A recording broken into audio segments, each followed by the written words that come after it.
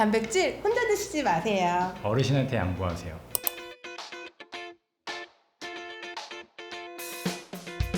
어르신들 가장 큰 문제는 노쇠잖아, 노쇠. 노화. 우리는 노화라는 표현을 쓰는데 사전적으로는 보통 노쇠라는 말을 많이 쓰더라고. 노쇠의 가장 대표적인 증상이 우리가 맨날 얘기하는 사르코페니아, 근감소증. 그러니까 사르코라는 말 자체가 머슬을 뜻하고 페니아가 감소를 뜻하니까 근육이 감소하는 현상. 삶에서 가장 중요한 거는 세 가지 정도로 봐. 첫 번째는 건강, 그 다음에 두 번째는 삶의 질적인 문제, 세 번째가 가족, 자녀들한테서 경제적으로 독립돼 있는 거. 이 세 가지 정도를 본단 말이야. 경제적인 독립도 중요하지만 가장 첫 번째 요인은 건강이잖아. 그럼 건강하려면 어르신들은 근육을 유지를 해야 돼. 활동을 못하면은 근육이 줄어들어서 중력으로부터 저항하는 힘 자체도 줄어들면, 그렇게 되면 단거리를 못 걸어간다거나 아니면 의자에 앉았다 일어나거나 누웠다가 일어나는 현상이 잘 안 돼. 이런 근육 감소가 삶의 질에 엄청나게 데미지를 주기 때문에 결국은 근육을 잘 유지하는 게 되게 중요하고, 활동성에도 영향을 미치지만 뇌의 기능에도 되게 중요하지. 외부에서 들어오는 자극은 다 감각으로 내 뇌로 들어오는 거고, 그 뇌는 일을 한단 말이야. 그러니까 뇌에서 정보를 받고 다시 명령을 하는 소통 기능이 나와야 되는데 못 움직이면 그게 되게 안 돼. 소통을 하려면 양쪽이 다 제대로 기능을 하고 있어야 되는데 한쪽에서 제대로 소통이 이루어지지 않으면은 전체적인 저하가 일어나는 그렇지. 거지. 그래서 이제 보행장애가 생기고 컨트롤하는 능력 자체가 떨어지는 거지. 그러면 나중에는 진짜 낙상 위험도 생기고, 낙상되면은 이제 골절이 생기고, 최종적으로는 이제 누워있는 생활을 하다 보니까 욕창으로 사망하는 경우가 되게 많고. 뇌는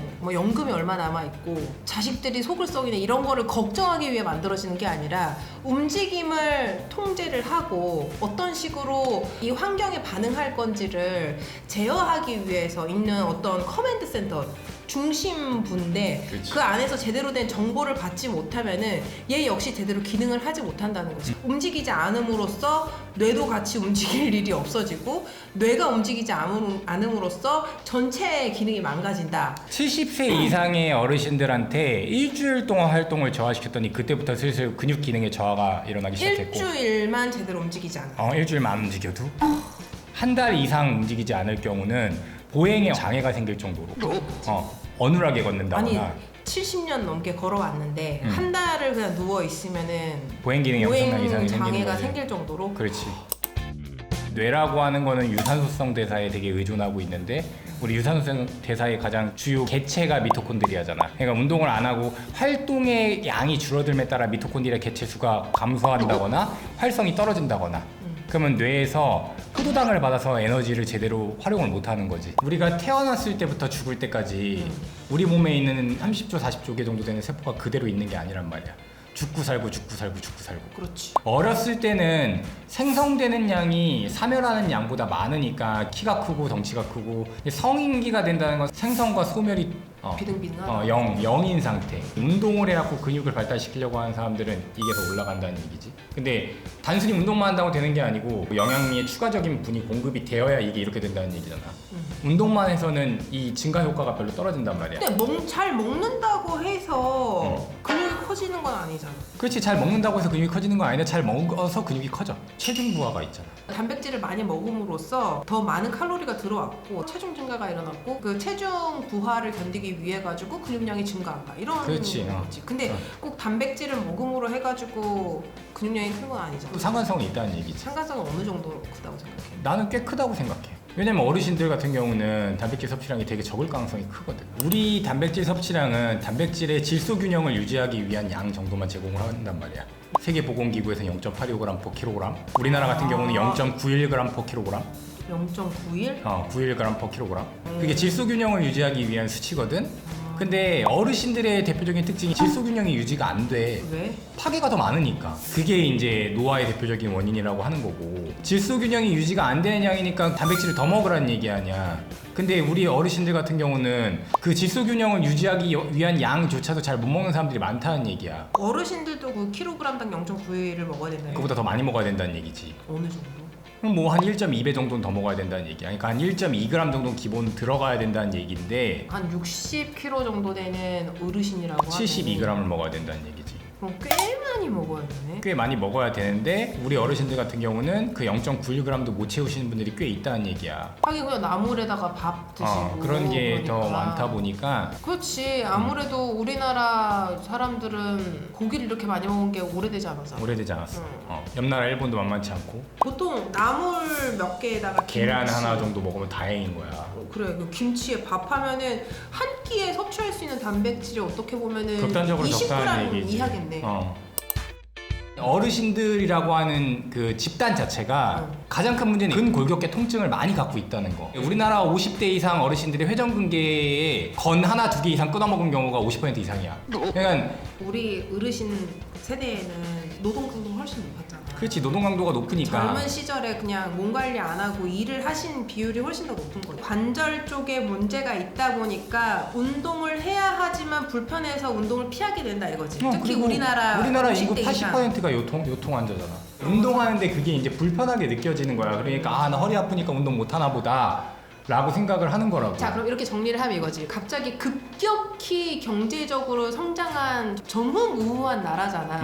우리보다 좀 높은 세대의 분들은 사실 우리처럼 풍요로운 환경 속에서 자라지 않았어. 대부분이 훨씬 높은 강도의 노동으로 젊은 시절을 보내왔던 거지. 허리, 어깨, 무릎, 발목 성치 않은 분들이 많은 거야. 그래서 근육이 감소하기 때문에 잘 먹고 운동도 잘 해야 되는데 운동이라는 요소가 이분들한테 굉장히 불편한 요소가 된 거지. 그렇지. 거기다가 단백질을 많이 먹는 식생활이 아니다. 어르신들한테.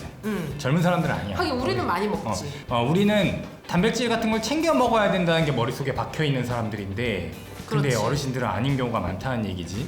허리가 통증이 생기면 운동은 절대 하면 안 된다고 생각하시는 분들이니까 병원에 가서 치료를 해야 된다고 생각하니까 사고를 당해서 이슈가 생겼거나 이랬을 때는 당연히 치료를 하고 운동을 나중에 해야 되는 건데 앉았다 일어났는데 허리가 아프거나 그러면 대부분 근육의 약화에 따른 통증이란 말이야. 이런 것들은 본인이 운동하시고 개선을 해야 되는 거라고. 운동과 식이생활 양쪽 다 지금 제대로 이루어지지 않고 있다는 거네. 그렇지. 이제 단백질에 대한 약간의 오해들. 그러니까 단백질을 많이 먹으면 간에 좋지 않다, 신장에 좋지 않다. 진짜? 뭐 이런 그런 건 얘기들은- 어디서 나온 거야 그런 말이? 단백질을 먹었을 때 가장 큰 문제점은 단백질이 완전히 대사됐을 때 암모니아가 형성이 되잖아. 그러면 그 암모니아라는 물질이 독성 물질이기 때문에 과하면은 제거하는데 문제가 생길 수가 있다 이거지. 근데 간이나 신장은 그걸 제거해서 배설하기 위해 존재하는 애들이거든. 멀쩡하게 기능하는 간과 신장은 그럴 가능성이 없다는 얘기야. 아무리 많이 먹어도. 문제가 없다는 얘기야. 근데 멀쩡하지 않은 집단에서 한 연구를 자꾸 끌어들이고 실험 설계가 잘못된 연구들을 바탕으로 그런 식으로 끌어당긴다고. 정상인이라고 하면은 단백질을 아무리 잘 먹는다고 하더라도 간과 신장에 무리가 가지 않는데 극단적인 실험 설계를 한 논문들을 계속 끌어다가 단백질을 많이 먹으면 문제가 생긴다 이런 식으로 계속 오도한다. 특히 어르신들은 적색육 먹으면은 암 발병률이 높아진다 이런 것 때문에 고기를 더 피하시는 거야. 채식이 건강의 지름길이다라는 편견들도 많이 갖고 그렇지. 계시고. 그러니까 육류는 가면 갈수록 더 먹기가 힘들어져, 치아 때문에. 치아 때문에. 치아의 기능이 떨어지니까 씹는 거를 제대로 많이 못하고 그만큼 위장한테 부담을 느끼게끔 삼키니까. 그러니까 젊었을 때 위는 일을 충분히 제대로 할 수 있는데 그냥 삼켜도 근데 나이가 드시면서 점점 그 기능이 떨어지니까 치아에서라도 많이 씹어야 되는데 치아도 기능이 떨어져 있으니까 그러면 이제 계란 같은 걸 많이 드시면 되는데 부드러우니까 계란은 또 콜레스테롤 문제 때문에 어려움이 있었고. 사실은 그렇지. 계란 많이 먹어도 상관없잖아. 상관없긴 한데 나이가 드신 분들은 간에 이상 있는 경우가 많으니까 혈관 질환이 있거나 이런 분들은 아무래도 계란 많이 먹기가 두렵지. 그러니까 이제 육류에 의존할 수밖에 없는데 육류는 또 치아 때문에 먹기가 힘들고 단백질 보충제 먹으면 통풍 걸린다 걱정도 많이 하시는데 그 말도 안 되는 얘기고. 잠깐만! 통풍은 퓨린이라는 단백질의 대사가 제대로 이루어지지 못해 대사산물인 요산이 혈액 중에 쌓여 나타나는 질환입니다. 실제로 우리가 먹는 고기에는 퓨린 물질이 많이 들어있지만 우유에서 추출하는 유청 카제인에는 퓨린 물질이 단백질 근원 중 가장 적게 들어있어요. 결론적으로 유청 단백질 보충제를 많이 먹으면 통풍에 걸린다는 말은 거짓말! 근데 이제 나는 제일 위험한 게 국물 음식이라고 생각을 하거든. 왜냐면 많이 녹아 나오니까. 어르신들이 국물 없으면 밥을 못 먹잖아. 아 그러네. 그것도 소화가 안 되니까 자꾸 그러시거든. 아. 그리고 치아가 안 좋으니까 물하고 섞으면 씹기가 뭐라도- 좋으니까. 차라리 어르신들은 단백질 보충제를 먹는 것도 나쁘지 않다고 생각해. 이제 식물성을 좀 따지신다면 식물성도 잘 나오니까. 그런 콩단백질 드셔도 좋을 것 같고요. 못 먹으면 어쩔 수 없이 단백질 파우더라도 챙겨라. 일반인들 레벨에서는 그냥 우리가 밥 잘 먹으면 굳이 먹을 필요 없다. 하지만 어르신들은 말이 좀 달라진다. 헬스, 웨이트하고 먹어야 되는 단백질 보충제는 50대 이상 어르신들이 더 많이 드셔야 된다 이런 거잖아요. 그 유청 단백질 같은 경우에는 동원프로트 리뷰 올린 이후로 어머니도 드셔도 될까요? 70대인데 이런 식으로 많이 올라오더라고. 한번 정리를 하면 좋을 것 같아요. 적극적으로 드시는 게 좋아. 언제 어떻게 드시는 게 좋을까? 식사하고 내 식사를 평가를 해보는 거야. 내가 이 식사에 단백질 식품을 먹었나. 고기를 탑공 크기라고 할게. 이게 탑공 크기라고 하면 요만한 크기 한 3개, 4개는 먹었나. 요 기준 좋다. 탁구공 크기 정도 해가지고 3개, 4개 정도 먹어. 안 먹었다면 드셔라. 파우더가 되도록이면 단백질 함량이 높은 게 좋아. 근데 또 맛 때문에 못 드시는 분들이 있거든.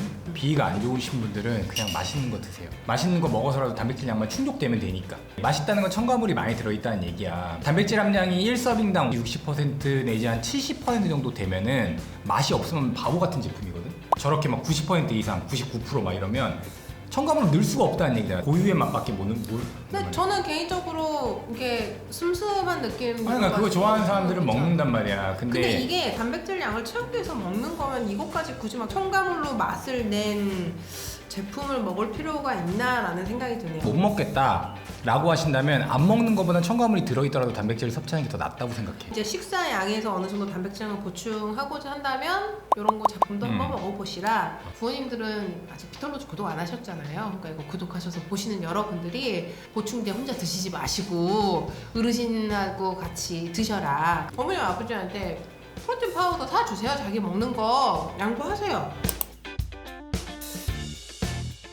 자, 그럼 구독과 좋아요. 알람 댓글 설정.